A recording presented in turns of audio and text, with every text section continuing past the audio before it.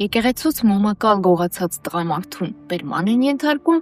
իսկ հայ ժողովրդից իր եկեղեցին գողանալ փորձող Նիկոլ Փաշինյանին ծառայություններ են մատուցում։ Մոմակալի գողությունը վերականգնել կարելի է։ Մեր հավաքական հիշողության ինքնության կորուստը անդառնալի է։ Նիկոլ Փաշինյանն ասում է եկեղեցուն ճգնաժամ է։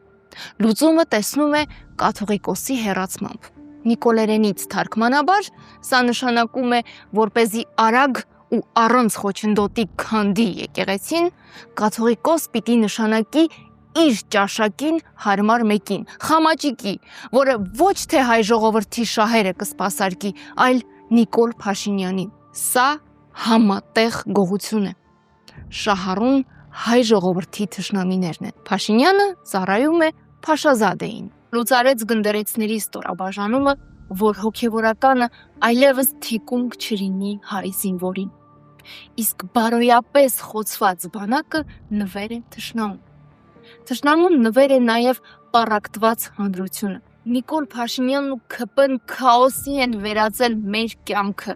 խաթարելով հոգևոր անդորը, խաթարելով անգամ սուրբ պատարագը, այն վերածելով քաղաքական ծեսի։ Ուշադրություն, Ռայխի եկեղեցին չի ունենալու ոչ երեցներ, ոչ դպիրներ, ոչ քահանաներ, նրանում խոսքի իրավունք ունենալու են միայն Ռայխի ճառախոսներ։ Նիկոլի եկեղեցին չի ունենալու մայրաթոռին, ուխտին հավատարիմ հոգևորականներ, խոսքի իրավունք ունենալու են միայն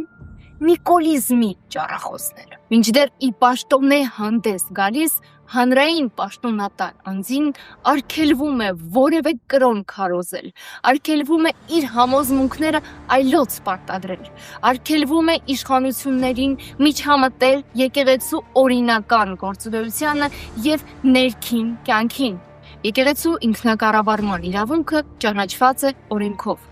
Կրոնական կազմակերպության գործունեությանը իշխանական լծակների օգտագործմամբ խոչընդոտելը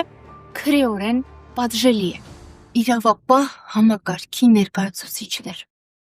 Նիկոլ Փաշինյանը եկեղեցուց մոմակալ չի գողացել։ Նա հայ ժողովրդից գողանում է եկեղեցին։